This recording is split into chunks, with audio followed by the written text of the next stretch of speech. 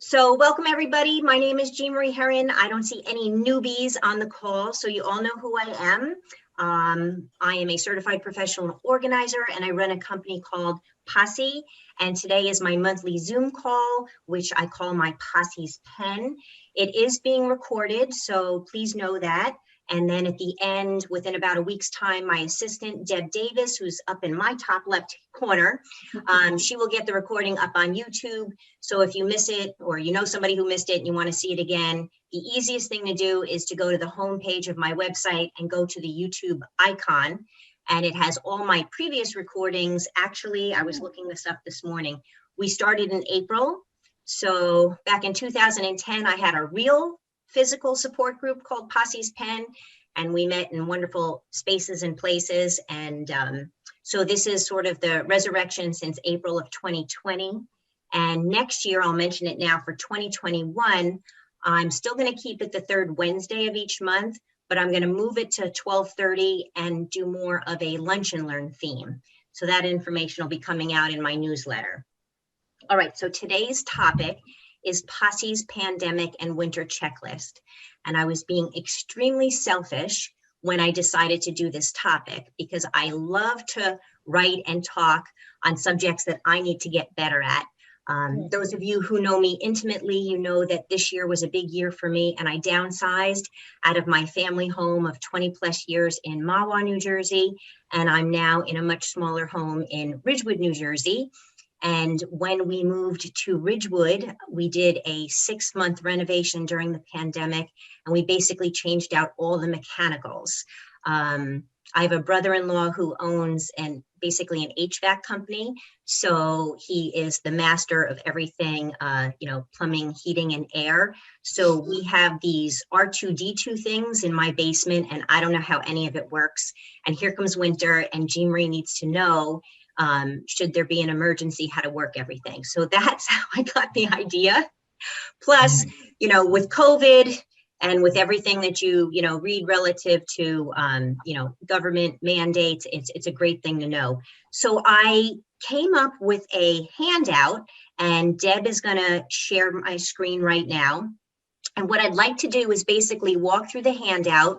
And then at the end, I want to open it up to Q&A and sharing. And I want you to tell me, what you do in your home so we can all learn from each other. And I will take notes, and then I will update the checklist, and I will hand it back out to you after I re-edit it. So I did this, Deb's going to put it up. And just this morning, I was on the internet and on my email, and I came up with 7 more things that I would have added to it. So Deb, if you can call that up. Okay, so this is what it looks like. So first thing I like to talk about is heat and air, and making sure that you know where all your HVAC equipment lives in your home. And I'm laughing because I don't do a lot of social media, but with Deb's help, she's encouraged me to do a few posts.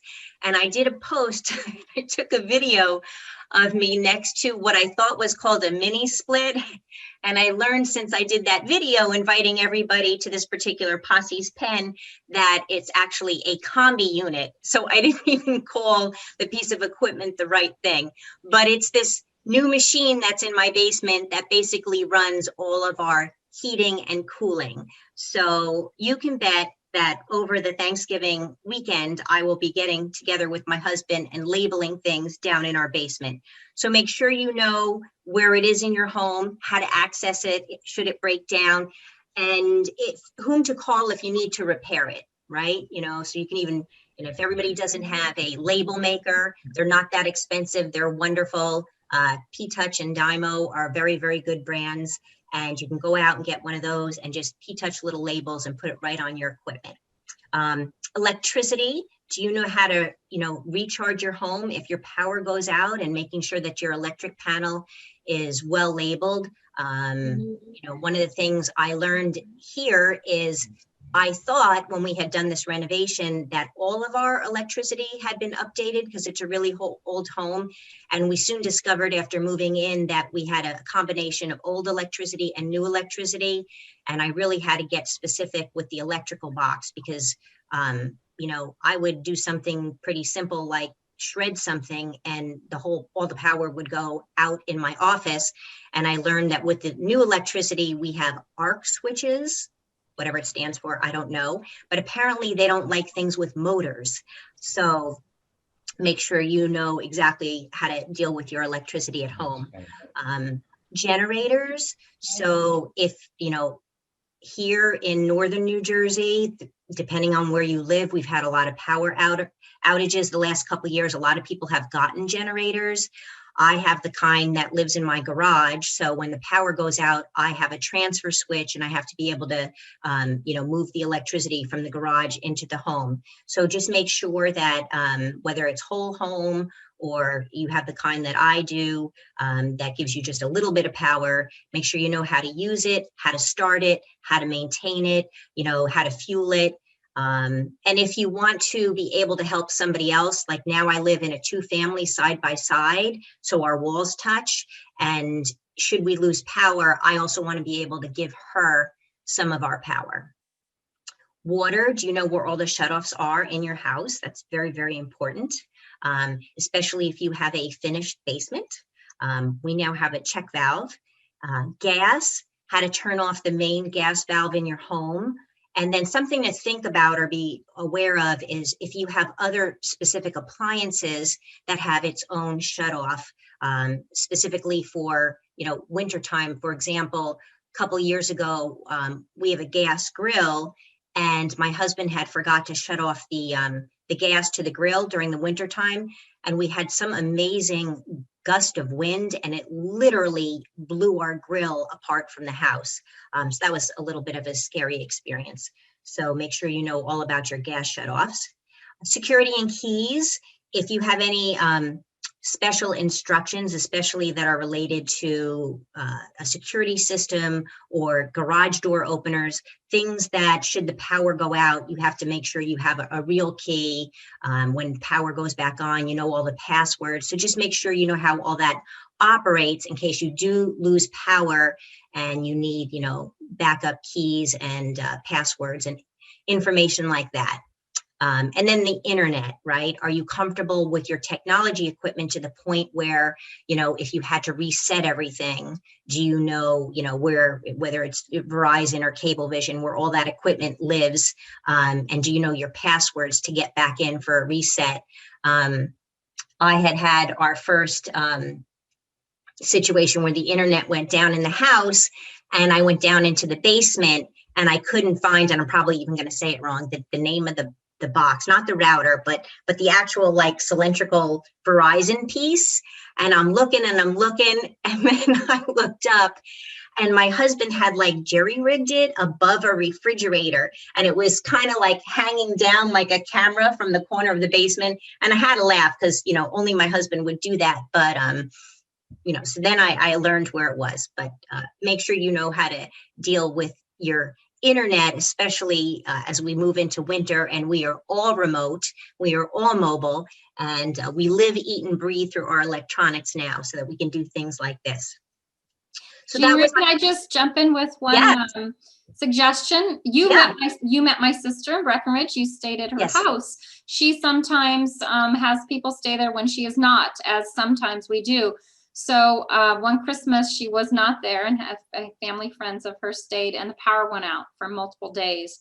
And they panicked. They didn't know where anything was. So she's come up with a binder that as you are locating all these things, you can take and create maybe a picture of where your water shutoff is, not only for yourself, but if you have guests there and nobody's there. So you have a ready-made emergency, binder. Even things listing, the Wi-Fi password and all those things. Yeah, awesome suggestion. I have a brother-in-law who has a home, a ski house up in Stratton, Vermont. He lets a lot of people use it, and they have a binder as well. So that's a great suggestion. So thank you. So actually, why don't we break at this point? That was what I wanted to talk about in terms of mechanicals and natural resources. Does anybody want to give another suggestion, tip, trick, technique, or solution before we move on to supplies? Anybody want to unmute themselves and add? Feel free. Hi, we just had a situation where my husband is changing some of the electrical switches for ceiling fans. Yeah. And naturally had to shut off the electricity at the box. And he said, you wouldn't believe how badly mislabeled that box is. And that was put in 1991 when we moved into the house. We installed central air. So it was done by a professional. Yeah. But there are so many on-off switches, circuits that are mislabeled, even using the professional. So now he's probably going to go through the house and we're going to do the testing. Is this one on? Is that on? Perfect. And over the years, you add outlets on the walls. So it's very important. You know, I reinforce what you're saying, Jean. It's sad too at the same time because these are done by professionals. So. Yep, happens all the time. So right now, while the weather's still decent and there's no crisis, take the couple of hours to walk around your home with whoever lives in your home so that everybody knows where this stuff is and how to use it. William, did you have something? Yeah, we had a question on your generator. You said it's in the garage. Now, when you operate it, you move it outside? No, we have a special extension cord that goes from the generator to something called a transfer switch. We specifically had an electrician put a professional transfer switch on the outside of our home. So if we have a power outage, we start the generator and we run that extension cord from the generator to the transfer switch. You're saying, though, the generator is in the garage. Is it gasoline operated? Yes, it's gasoline. And we leave the door open and it runs from there. You leave it, just as a safety precaution, I think that's kind of risky. Well, because carbon monoxide can go into a home, even if it's in an open garage. Okay, so our garage is detached. It's pretty far from our home, and we have the generator right in the front. So with the doors open, we feel it's very safe. But that's a great point. Yeah. The town that when I moved here from Mawa, and our house actually backed up to the Ramapo River. So over the years, we had 3 hurricanes. And after the hurricane, if people were out of power, you would actually walk down our street and the only thing you could hear was the hum of generators. And we all had them out in our backyard, near our garage. Yeah. Now you mentioned something about your gas grill. What happened to it? It blew over. It literally fell over during a storm, and it was still connected to the gas. We didn't have a fire, but we realized when it fell over and we saw it land upside down on the deck that we had never turned the gas off to the gas grill when winter came. A lot of people use their grills all year long. We tend to stop probably by the holidays. But it was just a reminder that it was one of the things that should be on our checklist for winterizing our home. Do you have a propane tank or is it hooked up to your It's main? hooked up to the gas. In your house? Mm-hmm. Yeah. Ah, that could be a big loss of gas. Yes. Well, it wasn't on. I mean, the grill wasn't on per se, the grill wasn't on, but the gas line, was still on. Oh, okay. Yeah. That's better. Oh, yeah. Oh, sorry. Yeah. Sometimes I don't explain things well. So thank you for that clarification. Okay. All right. So we're going to move on to supplies. So these are the things that I think you should just have in your home relative to a winter checklist, especially with not really knowing what's going to be mandated down the road for us all in terms of, isolation and all this fun stuff with the pandemic. So I didn't give amounts. I just said, water and beverages, whatever makes you comfortable enough in your home. I tend to keep a lot of water because we drink a lot of water, but favorite beverages, I would be, if I didn't have my little coffee pods for my Keurig machine every morning, I would be a bear. So we got quite a few of those. So with food, Also, especially keeping a really great stock of your non-perishable and your freezer stocked with family favorites. So a lot of times when I'm cooking this time of year, like let's say I make a batch of chili, I'll make a really, really big batch of chili, and a third of it will be for this week, but 2/3 of it will be broken down in containers and put into the freezer. So, think about that, because that would be very helpful during an emergency. Paper and plastic goods, whatever your comfort level is on. And I'm laughing because I've been in so many houses lately where there's so much toilet paper and paper towels and napkins and plastic goods that I'm trying to figure out, where is this stuff going to live for the winter? Because people are, at least in the grocery stores around here, people are really starting to hoard these items. But just making sure you have your own comfortable level, because there is really nothing worse than running out of toilet paper. Lighting, make sure you have designated areas. You know where those areas are should you lose power, for your batteries, your flashlights, your flameless candles. There's lots of, fabulous, friendly lanterns out there that are, safe with batteries and like a flameless flame kind of a setup. So lighting is important. And of course, PE in terms of, your gloves and your masks and your soap and your sanitizers, having money readily available. I think both cash and credit. So if power's out and you can't use credit, you use cash. And then there's plenty of places now, unfortunately, that have decided not to take cash and they only take credit. So you want to make sure you have that on hand. Information, we kind of touched on it before. Make sure that you not only know where your passwords are, but if somebody else in the family needs to access those passwords, they can get at it as well. I say share that information with trusted people, because you don't want to be the only one in your house to know the passwords. You want to make sure that somebody else, God forbid something happens to you, knows the passwords. In my house, one of my traditions this time of year is that when everybody comes home for the holiday, I copy what's in their wallet, front side and back side. So God forbid they ever lost it or it was stolen, we know how to replace those important documents. And then I have a folder in my my little fire safe box called wallet contents, and that gets stored there. And the other thing I do when everybody comes home this time of year is everybody has cell phones, and they all have passwords to their cell phones, and they all have computers, and they all have passwords to their computers. This year, we did one of those computer swaps where somebody in the family got a new computer, and then the next person got their computer, and the next person got their computer, and the next person got their computer. So I want to make sure that if I have to get into anybody's computers or phones, if one of my children has an emergency, I know those passwords, and for both computers and phones, because sometimes, especially the children, will flip them out a lot. So that information, very important. And it's a great time of year to update your address book anyways. And then lastly, fun and entertainment. If we get stuck in the home for a really long time, making sure that we have, lots of great stuff to read, professional development if you want, the work on projects, especially memorabilia projects, photo projects, fun games. There's phenomenal podcasts out there, movies. So that's, of course, if you have power, to watch all that stuff. But if you don't have power, there's nothing like a game of categories and a photo project to keep you busy for several hours.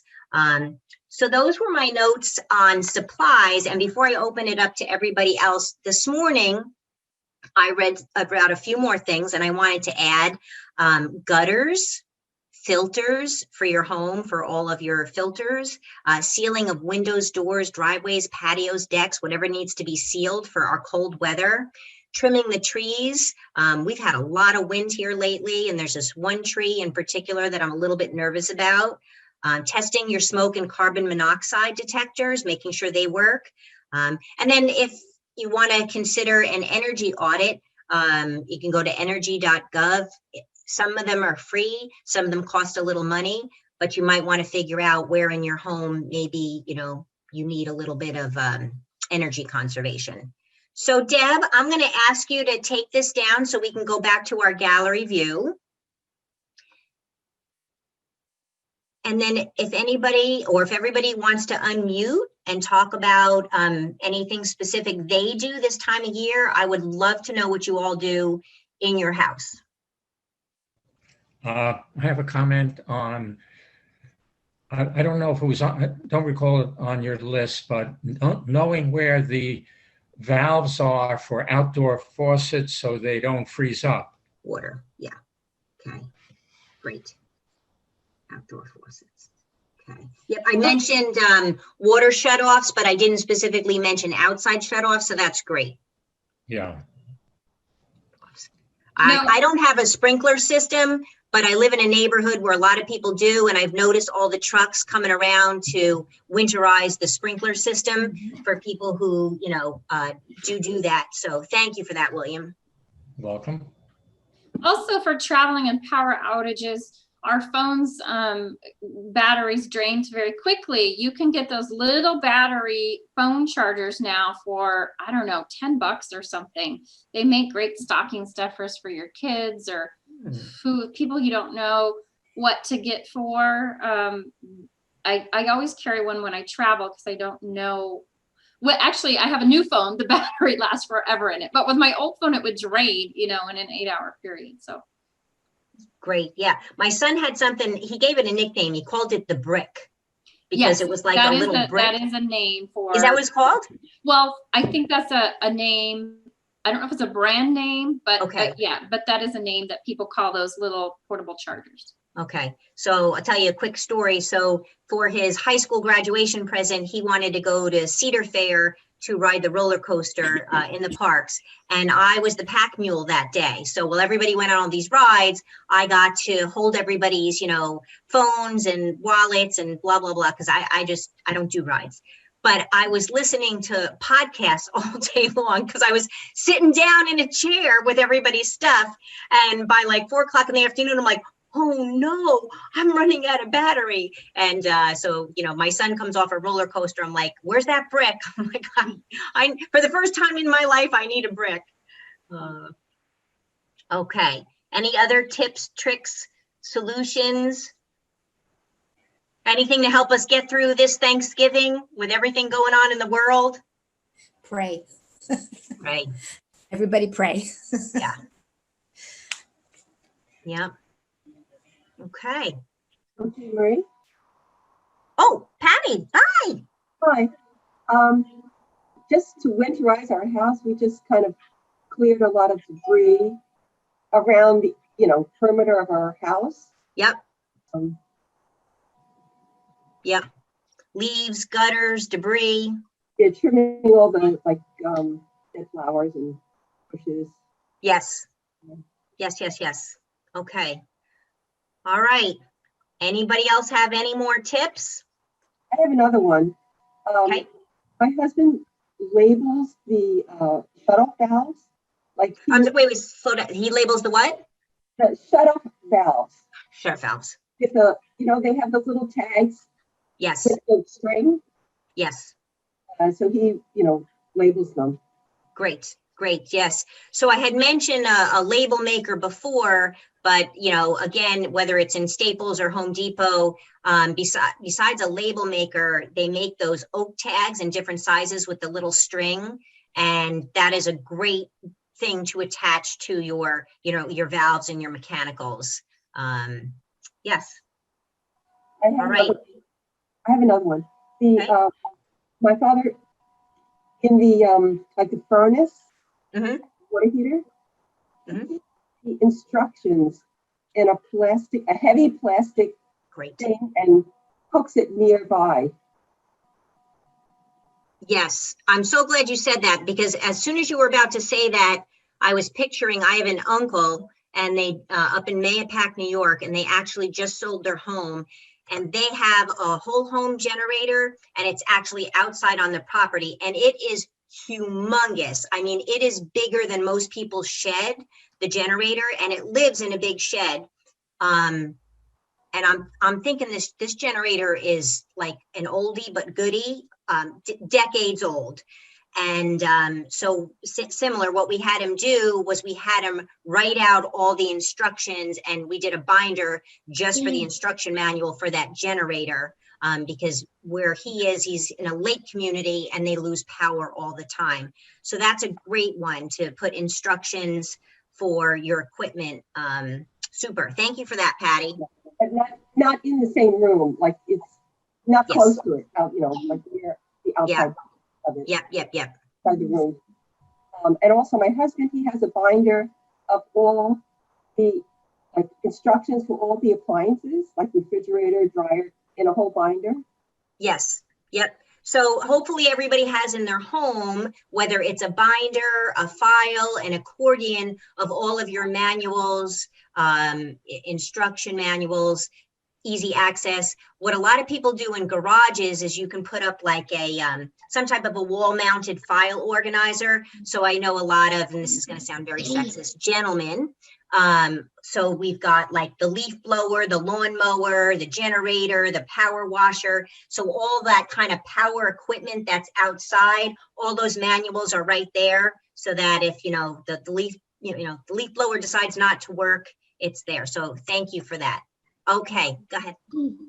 Yeah, I have to say it's good to know where your turn-off valves are, but you better try them and make sure you can turn it. Because I had an experience years ago where the water heater was flooding the downstairs. I knew where the turn-off valve was, but I couldn't turn it. And I had to wait for my husband to come home 2 hours later. So I was bailing water for 2 hours until he came home and got a strong wrench to do it because it was old. So we've since changed it. So I can turn it now. Yeah, okay, that was a good one. Thank you. All right, so we're just about to end, and I just wanted to mention we're going to take December off from Posse's Pen. I want everybody to have a nice holiday. So we're going to come back in 2021. So it'll be the third Wednesday, which will be January 20th, and we're going to move our time to 12:30, and we're going to do a lunch and learn theme. And our theme on January 20th is Let's Play Goalie, how to win the time management game of life. So it'll be on goal setting. And so once again, it's Let's Play Goalie, how to win the time management game of life.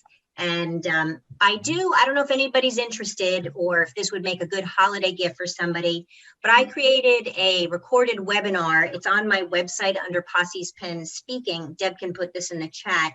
And it's called My Perfect Week. And it's a really thorough webinar on how to time block and how to really set up your calendar system, and specifically a time map based on your priorities, your lifestyle, and your goals. So that's there for the taking if anybody wants that. And I don't think I have any other announcements. So this will be up on the web in about a week. And you can always find out when these are either through my monthly e-zine. What else do I do? Social media. And how else do they find about it? And usually I send an email. So I think that's it. Everybody have a really, really happy Thanksgiving. Safe one.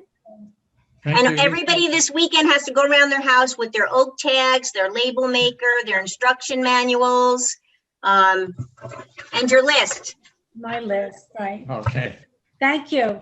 You're very welcome. All right, I hope to see you all soon. Yeah, Sam's label maker.